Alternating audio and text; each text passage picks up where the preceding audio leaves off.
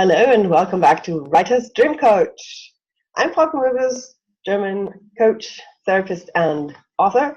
And today I'm going to talk to you about styles.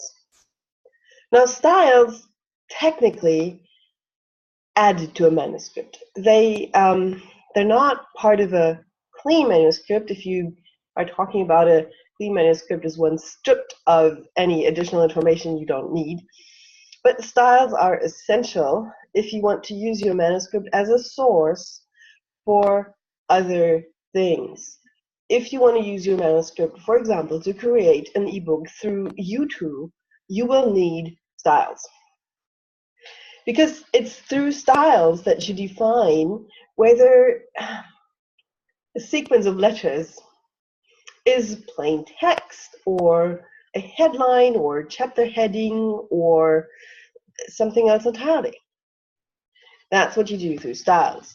And once again, I can show you how to do this in LibreOffice, which I would recommend, and I'm not an affiliate, but I would recommend if you want to save money, starting out, write your stuff in LibreOffice because it's free. It has all the things you need to create useful manuscripts, and it has styles, as I'm going to show you in just a moment. I'm going to show you a piece that I copied out of a work in progress. It's a dragon story. You will see that if you hold the video. You can read parts of it. But we'll see, and I'll show you how to work styles. And I really suggest that you put styles in right from the beginning. I have not done that, and I'm paying for that. So here we go. Let's take a look at my test file in LibreOffice. Dun, dun, and it's going to change there we go, the color code. And I've already turned on the styles here. And you can turn it on and off. Let me just take it out. There you go. You turn it on by hitting F11.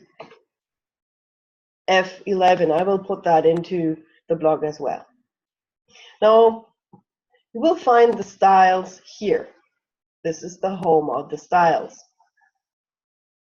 And as you can see, you can do a lot of things with it. The ones you actually need for a simple novel manuscript is text body and heading.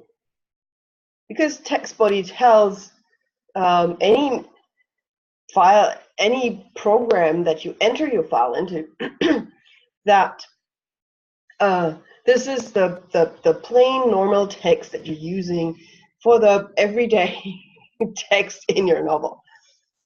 And as you can see, I have not defined this as body text. This is actually bad. So let's go and do that. And I think you're going to see some trouble, but we'll go for it. So I'm going to define all of this as body text. And bam, it just kills. It kills my formatting, which is normal. It killed my formatting, which is why I'm saying you need to do this before you start writing. And I'm going to have to go through my entire manuscript and repair everything. So what you do is you go to first line indent. Look at that. It's better. And look at that.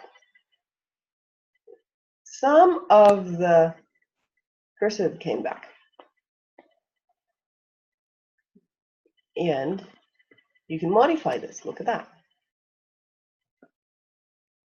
Come on, load. This is where you modify the style. Paragraph style, because I'm using paragraphs here. This is paragraphs that you can have, let me close this again. You can have paragraph styles, character styles, frame styles, which I'm not using at all, page styles. That will get you a page like with a header or a footer and certain margins and all that. List styles and table styles, we don't need those. These are paragraph styles, and I'm using a paragraph that's called first line indent, which is kind of the standard. I'm going to modify it now. Okay, Options: left, right, center, justified. Quick word about justifying. Justified looks great in print.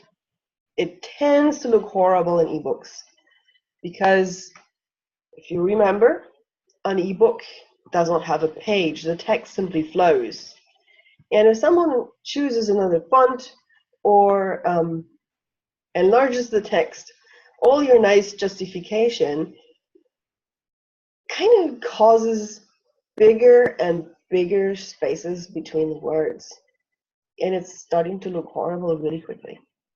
So what I usually do is I left justify and leave it at that. And when I format for print, I have a print formatting template, and I go for justified. So this is alignment, indents and spacing. Now, first line, this is not enough for me. I usually go for 1.5. I'll do that. I usually go for, yeah, that's actually good for print. That's not too bad at all. And of course, we don't want Arial. We'll go for really plain Times New Roman because that is a serif font, and that is usually the font used, a kind of font used in. And look at that! Woo! It looks almost back like it did, except that my italics disappeared because that's what my dragons use when they speak, because they speak telepathically. And it's a convention in fantasy that if you have telepathic conversation, it goes into italics. So, this is what you do. First line indent in text body. Now, if you import this one into U2, for example, oh, here's another one. You don't need to do a lot of other work because U2 will simply grab the style embedded in the file and use it in the text. Now, of course, U2 needs to know what this is. This is still default style. That's pretty bad. So we'll make this into heading 1. You will have another thing for title. That is for your book title. You don't want that in a chapter header. So we go for heading 1, chapter 15, heading 1. We're going to assign that. You assign the style by marking the text you want to assign the style to, and then you go for heading 1. Come on, double click. Ooh, yikes! That looks terrible. So again, going to modify the style. Come on. And of course, I want this to be, we can be creative. This could be another wild thing. This is not going to work in an ebook, but we can use something that I like to use. Where is it? It's a nice free, where is it? What was the name? Never mind.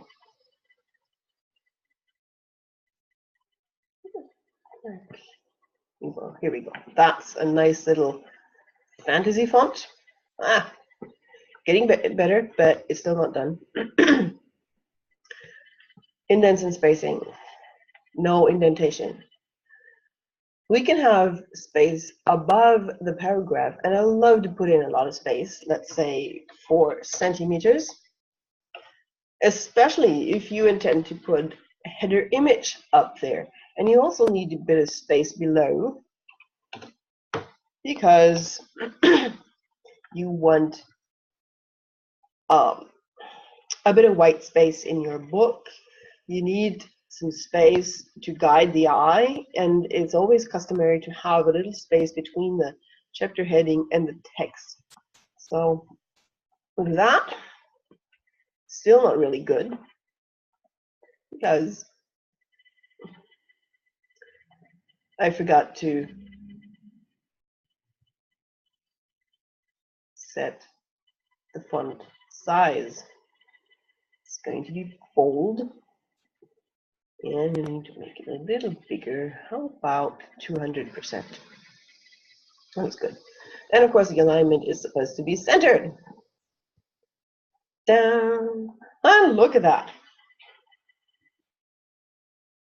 Now, whenever we get, into another chapter, like here, I'm just going to say, okay, this is chapter 16, possibly, maybe. And all we do is we go here, I mark this, and call it heading number 1. And have I spelled chapter right? Yes, I have. Heading 1. And if you look closely, you can see that actually the representation of the style looks exactly like what I'm doing here. Heading 1, chapter 16. Look at that. Now, this probably won't work with your ebook. What you can do is you can use the same font. I could shift this to, it's going to look boring, but I'm gonna do it. Modify. I'm just going to take this into Times New Roman. Nope. Remember, 200%. This is cool, by the way. I'm going to put that into Times New Roman as well. It really hurts. Okay.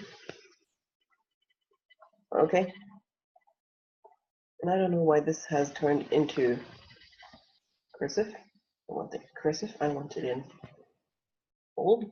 And I don't even know why this suddenly turned German. Never mind. Fett means bold. And the important thing is you have this is the awesome part. You have the size of 200% of the text body, which means the header stays in relation with the text body. It's just 200% of the text body. So if your potential reader starts playing with font size on their ebook, this will always stay 200% the size of this. Always. The chapter header will grow with the font if the reader enlarges the font. So isn't that great? And that's all there is. This is first line indent. And if you look closely, you can see this is also Times New Roman, while this is still Arial. This is Times New Roman. You have modified and redefined the style. And you see up here, this says first line indent. It tells you exactly what paragraph style you're using. And it says heading 1 if you're here. And of course, you can go in and modify the name of the style as well.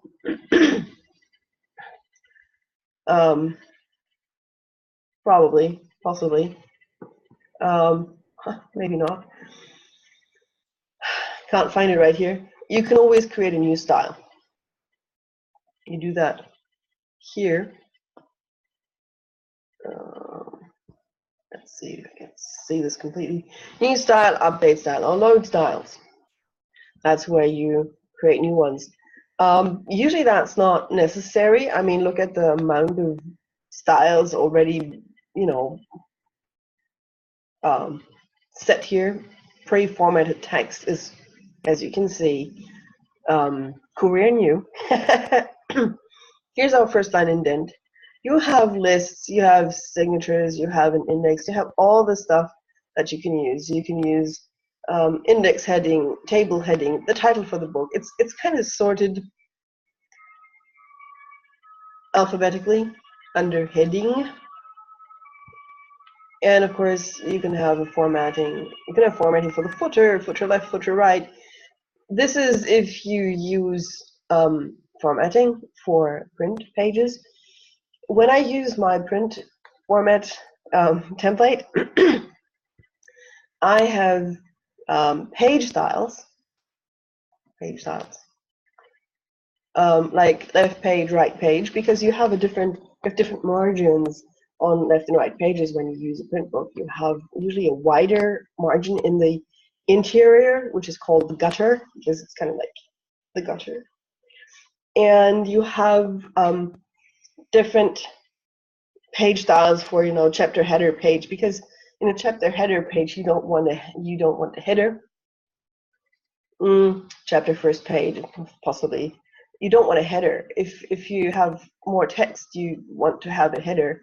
It is customary in English language publishing that you have your author name on the left-hand page and the title on the right-hand page. We don't do that in German print versions, but in English language print versions that happens. So I think this is something very easy.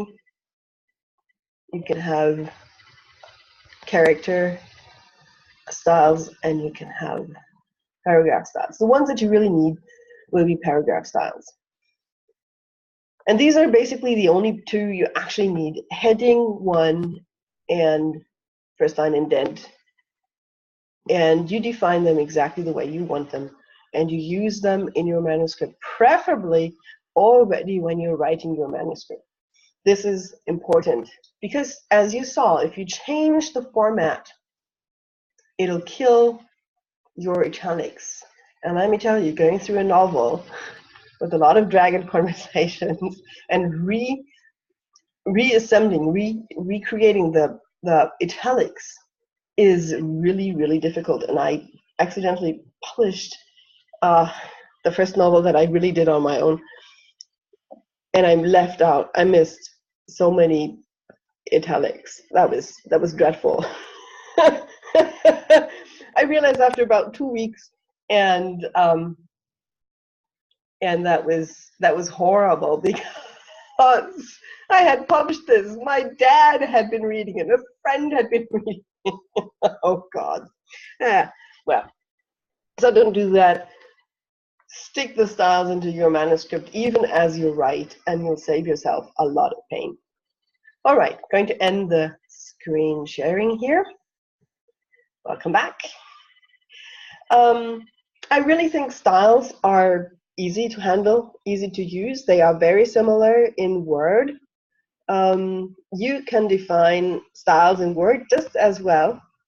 You don't get them by hitting F11. I'll do my best to figure this out. I don't have Microsoft Word on my computer, so I can't show you. But I'll do my best to stick into the blog post what you need to reach the styles in Microsoft Word. And that's it all. That's all for today. This is the wrap-up for the Clean Manuscript. I hope this is helping you. Feel free to post comments below the video or in my blog. And if you have any questions, feel free to ask me. You can find my email on my blog. You can stick a comment into the blog, and I'll do my best to help you and answer your questions. See you next week with a new topic. Bye-bye.